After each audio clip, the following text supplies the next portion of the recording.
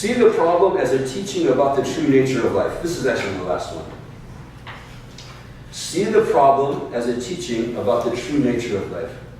So when you have a problem, you can go, what did I think? Did I think that somehow I would be living a life in which there never was problems? See, what did I think?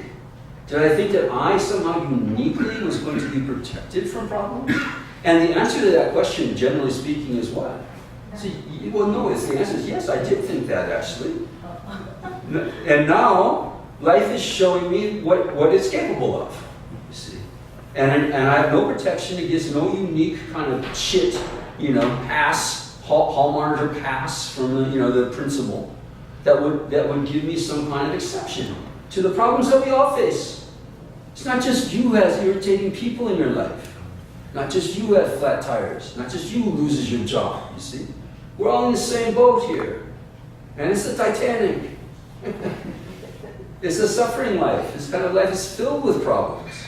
Isn't it? You see, and it's not just me, you see. So you use it as an opportunity to think about the facts of life. The facts of life is that things don't work out.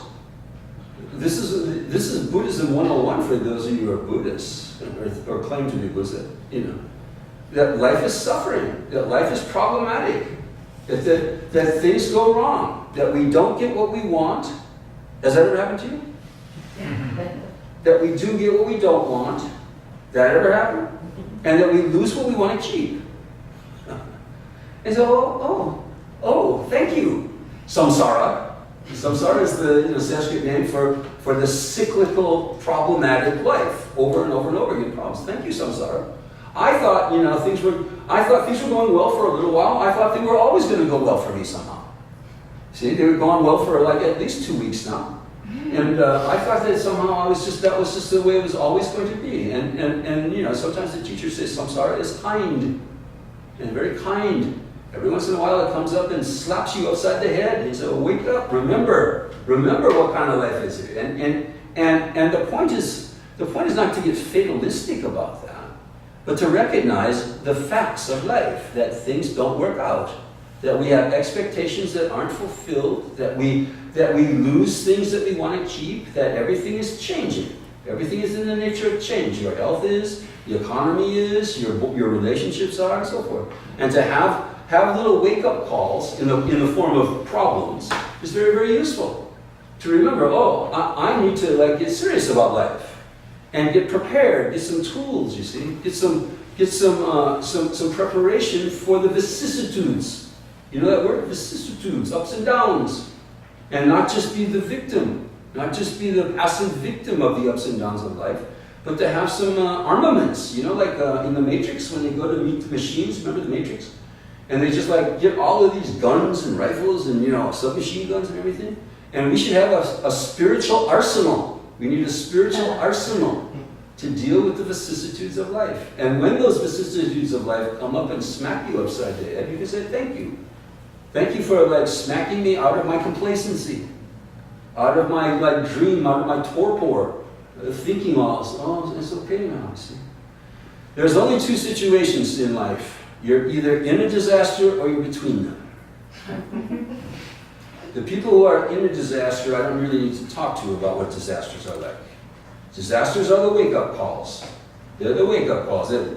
This is the kind of thing that could happen to me at any time. See, you realize that. The rug can be pulled out from underneath you at any time. You can lose your health, you can lose your relationship, you can lose your best friend, you can lose your lover, you can lose your car, you can lose anything. Because everything is impermanent, right? And then the wake-up call comes, a disaster.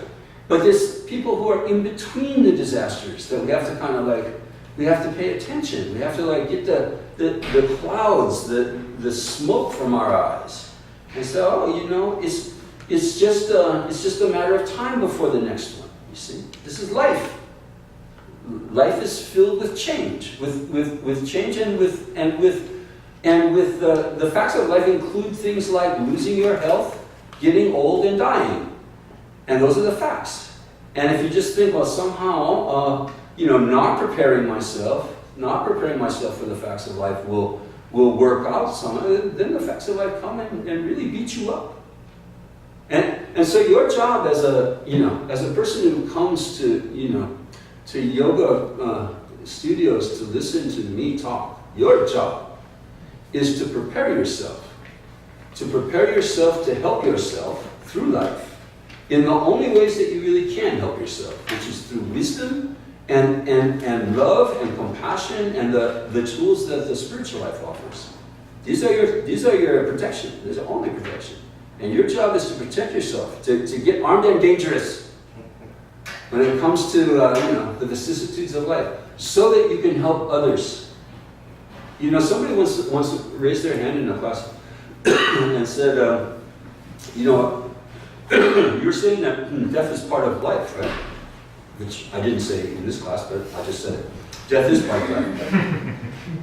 You will lose your friends and your parents and your loved one by one as you go through life until you lose them all when you die. And that's just the facts of it. So raise your hand and say, is it, are you saying that we should just be happy about things like death? When I lose my mother or my father, should I just be happy about that? So of course not. But you should be prepared for it. So that when you go to the funeral or when you have the mourning period and all the rest of the relatives are going to pieces because they didn't come to the yoga studio and they didn't hear things like this and they didn't buy the book. When they're going to pieces, you can help them because you haven't gone to pieces. You're sad, you're unhappy. This is part of life. But you weren't a dunderhead. You weren't an airhead about life, thinking that somehow these things never happen, or at least they don't happen to me. Maybe they happen to other people. They will never happen to me. So you're prepared, and then you have the ability to be a helper instead of a helpee. At the funeral, at the mourning, to help others who didn't get prepared. And there are plenty of others like that, thick on the ground out here, thick on the ground, who have no preparation for the vicissitudes of life. And they're just subject, they're like, it's like being in the impact zone on a big day. This guy was out surfing today in the swell. And if you're in the impact, those of you who don't know, if you're in the impact zone and the swell is big enough, you can die. Because, as soon as the one wave comes, you go down, 5-10 feet, you struggle your way up, the next wave's right on you. And it's very, very dangerous. And most people are living their lives in the impact zone. Just kind of ducking and covering, hoping that, the next one won't hit, and the next one's gonna hit. So don't be like that. Don't be a victim like that. Don't be powerless like that. You don't have to live a life like that. But arm yourself. You have to arm yourself. You have to be a renegade, spiritual renegade, and get the armaments for living a good life, happy life, a life that and a life in which nothing can faze you. Really, you see, nothing can disturb your peace of mind. Even the unfortunate things, even the sad things, even the unhappy things. The word sad is related to words that have SAT in them, like satisfied, or sated, or satiated. Sad means full. It means that you're full of emotion. And there's nothing wrong with that. You can be content and sad at the same time, do you think? Yeah, of course. You can be content about sadness. This is what it is now. And I'm content with that. I'm sad now. My best friend died. I'm sad.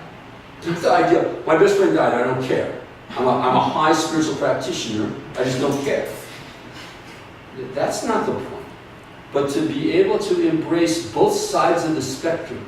There's no joy without sadness. There's no pleasure without pain. There's no happiness without unhappiness. And to embrace both sides of the spectrum. And to find that middle way of contentment between the two. That says yes. That accepts. It says yes to no matter what life throws at you. You see? Yes. So here's your mantra, okay? Here's the mantra of the night.